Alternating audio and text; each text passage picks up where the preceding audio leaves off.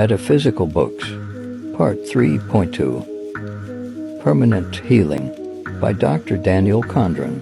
We are back in this book again because your thoughts create your reality.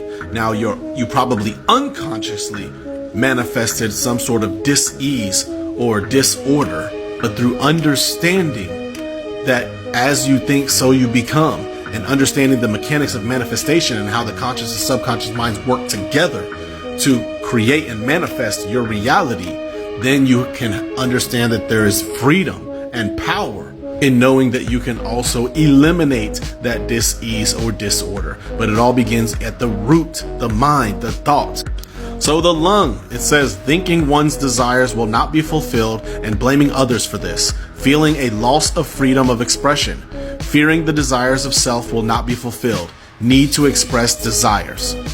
And the thought cause that will stimulate healing is your life begins with your thoughts. Therefore, decide what is truly desired in the life. Write the desires down in order of importance. Contemplate unconditional love. You are tremendously worthy and valuable. That never changes. Only your awareness of that. Now, you have to learn how to fulfill your desires. First, awareness is the very first step. Half of the reason that our soul comes here is, one, to relieve karma and things, learn lessons, and also teach others your dharma, the understandings that you hold, but also desires. Desires lock us into the reincarnation cycle. So fulfill your desires. I say you are worthy because you deserve everything that you desire. You do deserve it. So write them down. Take the steps to fulfill them. One thing that's going to help you manifest these is your willpower. You have to gain more willpower.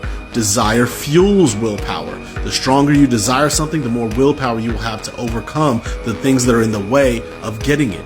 And now, how do you fuel your desire?